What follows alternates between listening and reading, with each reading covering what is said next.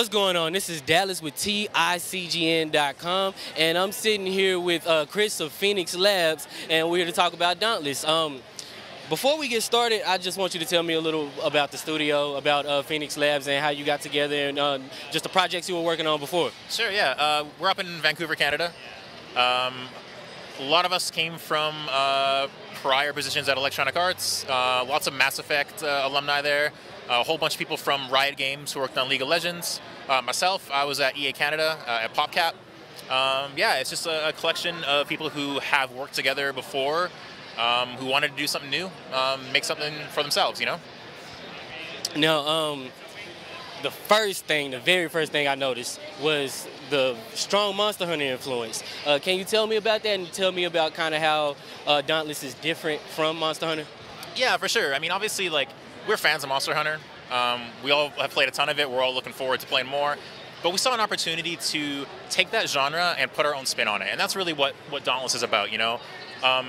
The idea of playing, you know, this cooperative four-player game and beating up on, like, a giant behemoth, like, that is what the core of Dauntless is about.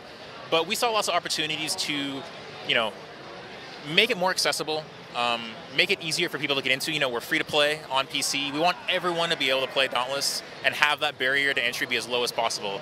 And beyond that, you know, from a gameplay point of view, you know, we're really pushing different gameplay styles amongst the weapon types and how you can customize them. You know, the way you get into, you know, matchmaking and how the progression works, all that stuff, we're twisting it and changing it, you know, to make Dauntless, you know, distinctly different and our own thing. You mentioned weapon types. Yeah. How are is progression kind of gear based, or tell me a little about that? What type of weapons, and are the classes locked to the weapons, or can you just? Yeah, so no classes locked to the weapons. Like, you make a character when you start the game, and you can craft whatever weapon you want and switch to it at any time. Yeah, the classes themselves or the weapon types are pretty different.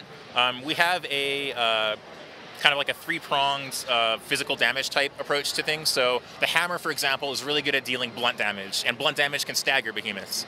Our brand new Warpike, which just came out into closed beta in December, is really good at piercing and exposing parts. And these wounded, exposed parts take extra damage from cutting weapons, and cutting weapons are really good at cutting limbs off. So you kind of want to make sure you have this balanced composition, you know, on your team before you get into a fight. Beyond that, we have a system called the cell system, which allows you to slot these cells into your weapons and your armor, and those can totally change how they play. So, you know, if you had a hammer that was really good at doing stagger damage, you could double down on that, or you could put some cells in there that say, you know, every time you stagger a behemoth, get all your stamina back, things like that. So we want to make sure that, you know, if you and I have the same weapons and same armor, we could slot different cells in them and make sure they play just a little bit differently. That's actually kind of perfect. And another thing I wanted to know about, and I keep going back to Monster Hunter. I hate to, but I know you like it as much as I do. So tell me about the social aspect of Dauntless, and just how does it work interacting with other players? Yeah, for sure. So when you load up a game of Dauntless, you go to Ramsgate, which is our kind of hub city. You know, similar to something like a tower in Destiny. That's where you meet all your friends. You know, party up, choose your quest, choose your mission, decide what you're going to do, and that's super easy. There's chat in text chat in the city. You can meet up with your friends there, make your party there, and that's really where everything happens. And that's where, you know, from there you go out onto the island into like a 4-player instance fight. And yeah, like getting into parties, multiplayer, playing with your friends, like that's the core of what Dauntless is about. All right. Now, what is it that you really want people to get from it? What feeling are you trying to get across? What point are you trying to get across? Or what is it that you like for people to take away from playing Dauntless? I think the most important thing is like that feeling of you and your friends overcoming crazy odds. Like, you see this amazing giant, like, angry monster, and you're like, oh man, like, there's no way, I don't know how to do this, I can't take this out on my own, but your buddies are there. And like, you figured it out. You worked together, you coordinated, you took it down, and that's like, tomorrow you're gonna talk about it, you know? That moment where like, oh yeah, like I staggered him, and then like he came and rocket jumped in there and hit him in the head and like broke his horn off. Like, we want to create those moments that you remember because like you were there with your buddies and you did something amazing. Now, I don't want to keep you too long, but this is a question that's close to me. It's something I care about. The main draw of the game, the world, the environment, the monsters. Just tell me about the ecosystem, how that works, and what sort of enemies you'll come across, if you can call them enemies. Yeah, for sure.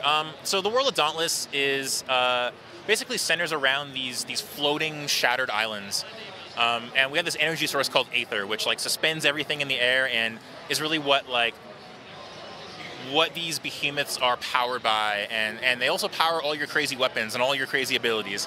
So this ecosystem is like this unknown, dangerous frontier. We want you to feel like you're exploring like on the bleeding edge of this unknown thing. You don't know what you're going to run into, what kind of crazy encounter you're going to have, and like really, our imagination, sky's the limit for like what kind of things you're going to encounter. Like we're showing off Karabac today, who's one of our newest behemoths, who's like this giant like scissors monster who shoots bees at you and turns invisible. Like it's whatever kind of thing like makes the coolest gameplay experience, has the best combat puzzle for you to figure out. That's what we want to build. All right, this sounds insane. Look, I'm really excited about this game. I want to get my hands on it as soon as I get a chance. We'll actually get a demo it in just a couple seconds. So you said it's on PC. Do you have any plans for any other platforms or? Nothing like, in the books right now, but we're never going to say no. Like being on a console would be great, but we've got a lot of work to do to take the game to open beta on PC, so that's what we're going to focus on now. Who knows where we go after that? Perfect. Well, thank you for talking to me. This has been fun. Awesome. And we're definitely about to have fun with the game.